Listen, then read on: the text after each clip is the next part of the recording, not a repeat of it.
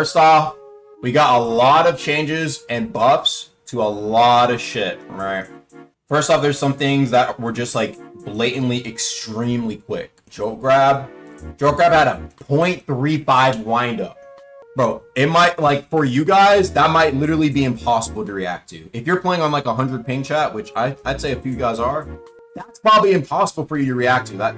It's insanely quick. I'd say 0.4 is like the bare minimum, I'd say, right? But I mean, this is just crazy. Return of the Dark Ages nerf, right? This will be paired along with something else. It's not the, I remember initially I said it was going to be like a 10% and 5% was done, which I understand.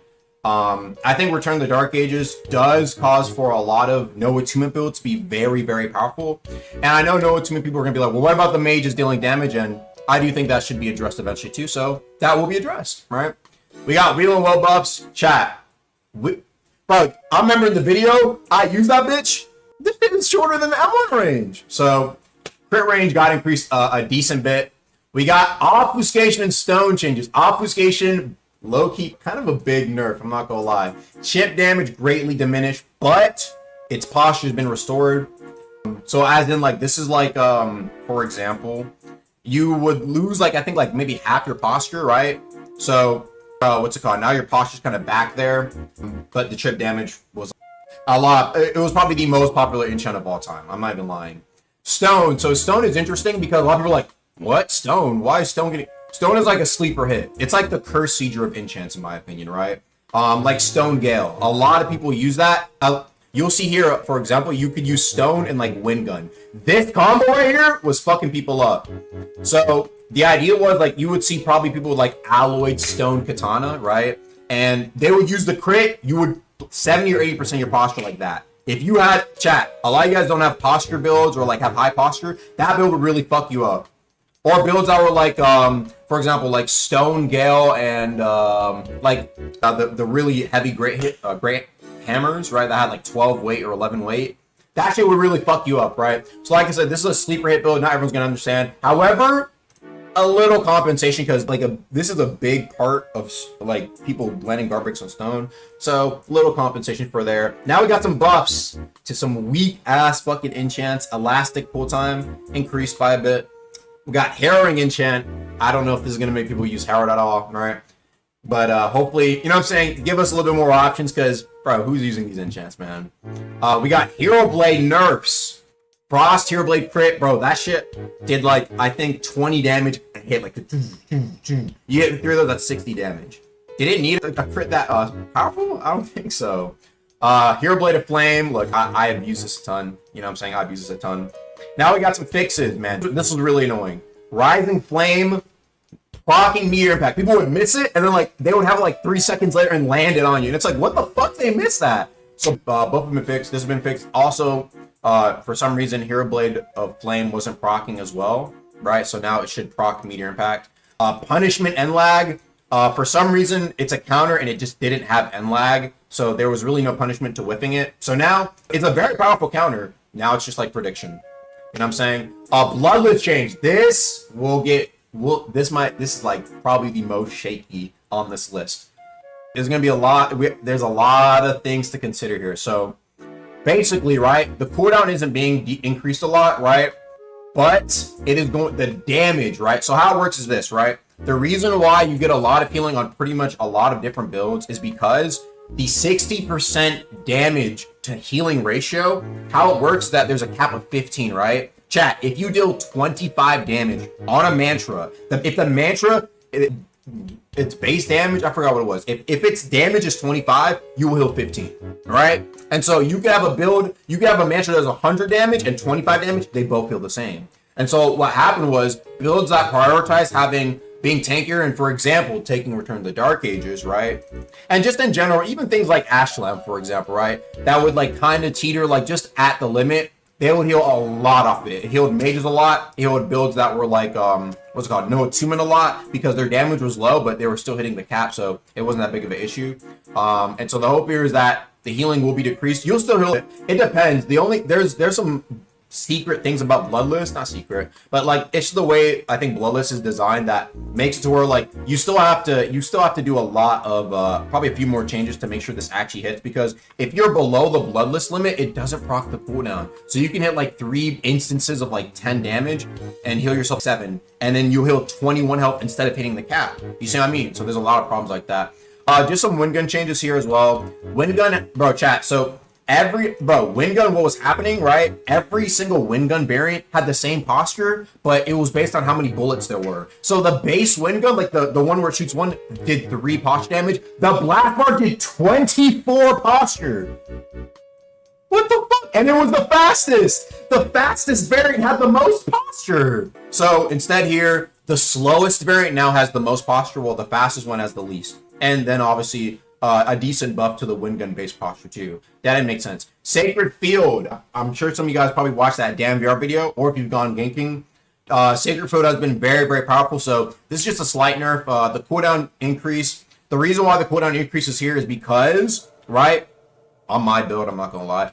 Hey, I'm sorry, but I had a snitch. It is possible to have infinite Sacred Field, infinite uptime, right? If you have the version of Sacred Field that has the version where like you get like a little bit of like resistance after, even when the Sacred Field is gone, it goes to the 30-second cooldown, and then you can time skip it and then get another Sacred, and you can repeat that infinitely. And that's what I was abusing. I was abusing that in ganks. I would have infinite Sacred Field, and so that's why my support build would almost never die in fights.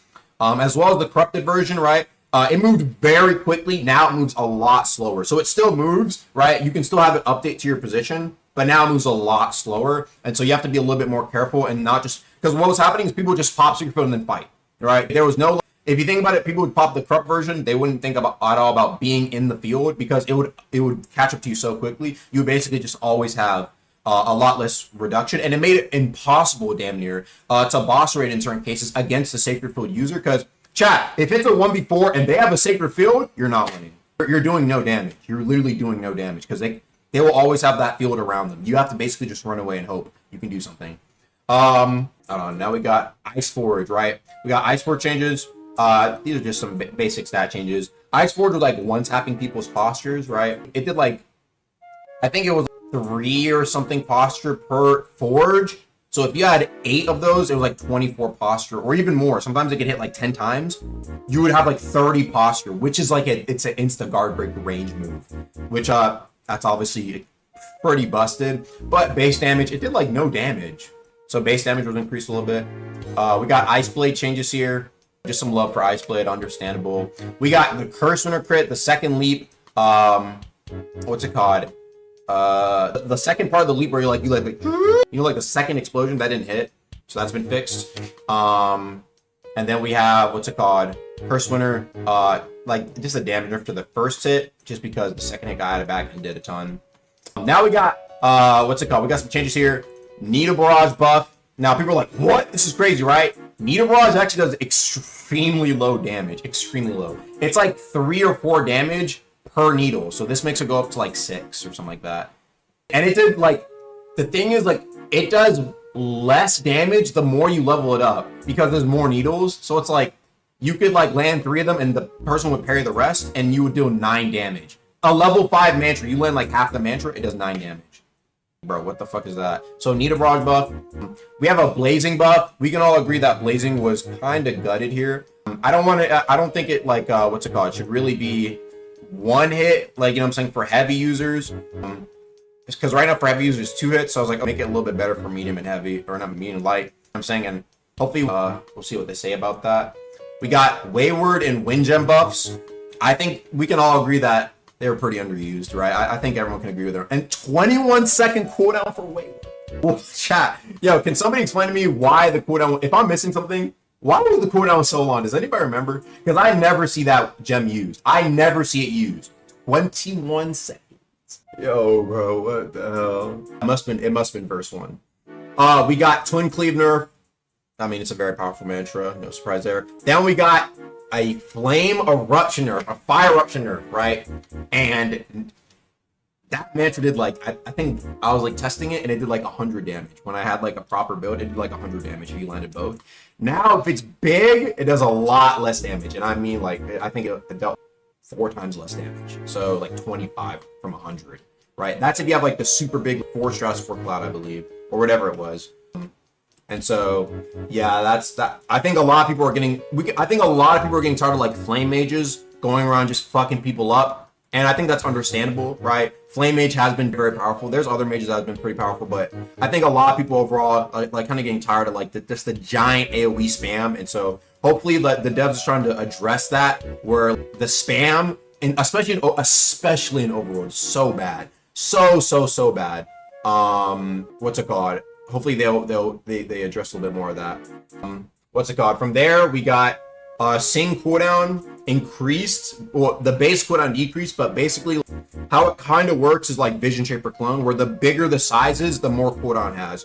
What was going on is that you could have like 4 or 5 people with these island size sings spam the sing repeatedly, and you could like just constantly like doom, doom, don't constantly stun everybody on the battlefield unless you're in that guild, right? And so that'll be kind of stop that, but also buff basing a little bit, because like nobody ever uses basing, because why would you use basing? You can just use the giant version and put a blue gem on it, right? So hopefully it's giving it a bit more option, right? A bit more like, okay, you have to kind of decide how much you want to put on there based on how long the cooldown is. Then we got Scorch Blood, kind of, it's not really a rework, but you know what I'm saying, this is kind of cool. Guard breaking your opponent, cause a blood explosion, and it sets your opponent on fire and poisons it. So it has a little bit more going on for it. Scorch Blood, I'm not gonna lie, I've never seen a Scorch Blood build ever. So hopefully it does something for motherfuckers. Got a few more just buffs, just things that are just generally underused. Pressure Detonation, that's like the Shadow Gale talent.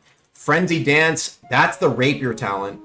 Rotate Conductor, that's like the Thunder Iron Sing one. Like I said, you almost never see those builds these days. Flame Sentinel, insane. Okay, these bottom nerfs are probably like the craziest ones, right?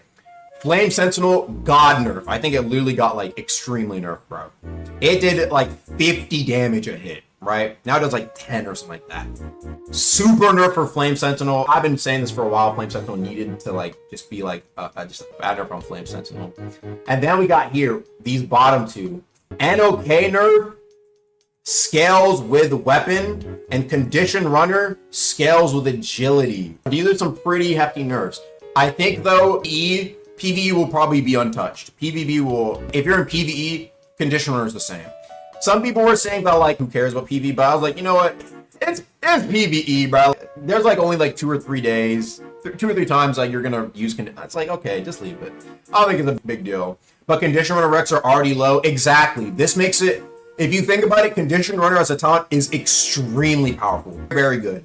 And so the idea is that you can get it low investment, but the healing is a lot less. So if you get it at the investment amount, 25 agility, you have 25% of Condition Runner healing. However, if you actually invest into it, you'll get a high amount. Nobody was complaining about Condition Runner. This is not necessarily true. How I'd say like Condition Runner was, right? There were people who were like kind of using it on builds that, for example, would have like Sacred Field and like maybe damage reduction pots high, because like Condition Runner is it's percentage health. So if you have 600 HP, it's super powerful, because if you're on a 450 HP build, you're getting a lot less healing than somebody who's at 600 HP. You see what I mean, right? And so what would happen? These builds, super high health, Sacred Field, and they'd be running around. Especially if they were a support build, you couldn't kill them. You just could not kill them because they were out healing the damage you were doing. But that's what I'm saying. It's a lot of things that played into that. So hopefully we got some stuff to very, very busted regeneration and shit. You know what I mean? And so we will, what's it called? We'll see what happens with this. All these confirmed. Take them with a grain of salt, but I'd say probably a good majority of these are coming in. I'd say take it with a grain of salt, you know what I'm saying? It's up to Dex. But I'd say for the most part, yeah, like I'd say a good amount of these are like locked in for sure. But like I said, take it with a grain of salt. And so yeah, some pretty crazy balancing. Like I said, I love to see look, I'm a flame mage, and I think it's just been a long time coming for giant flame nerfs like flame mage, and probably other forms of mages too, but probably flame mage is probably like the biggest thing in overworld right now. Is like just terrorizing overworld. Well, like, and I think the buffs are nice though, chat. Honestly, I think a lot of people will say, bouncing in my eyes, there is a lot of nerfs that need to happen, right? But I think when everything is just all nerfs, sometimes it's like, okay, it can kind of be discouraging. And so hopefully going forward, we can see maybe more buffs as well. Because, bro, Wayward, Wind Gem, bro, those are so underused. Elastic and Harrowing, yeah, it's like, I don't know, man. I think people will be happy to see some buffs to things that maybe they use, and it's like, oh, we got a buff finally. You know what I'm saying? Because who's looking at Elastic? Who's looking at Wayward Gems? You know what I mean? So, we'll see what happens. But yeah, some pretty major flame nerfs today. Oh, I forgot to mention one here, chat. I forgot to mention one here. I think one I missed was Flora's Lava. Flora's Lava. Let me go see what the change was. Flora's Lava nerfed, I think, by maybe 50% as well, chat. 50% nerf. I think every tick of damage from Flora's Lava was like 5 damage. It was like 5 true damage, I think, per hit, per tick. And so now it's like 2.5, I think, 2.5 true damage per hit. No wonder it did 5 per tick. What is that? And so, what's it called? Flora's Lava wasn't that busted. Shadowcat, if you use Flame Mage, right, go into Chime, use Fireblade with Flora's Lava into reverse Flame Scourge, see how quickly you win your matches. It did so much damage. It did so much. I don't know why it did so much, bro. I don't know why it did so much, but it actually did so much. If y'all enjoyed the video, make sure to go click on these other videos, man. And I'll see you guys later. Peace.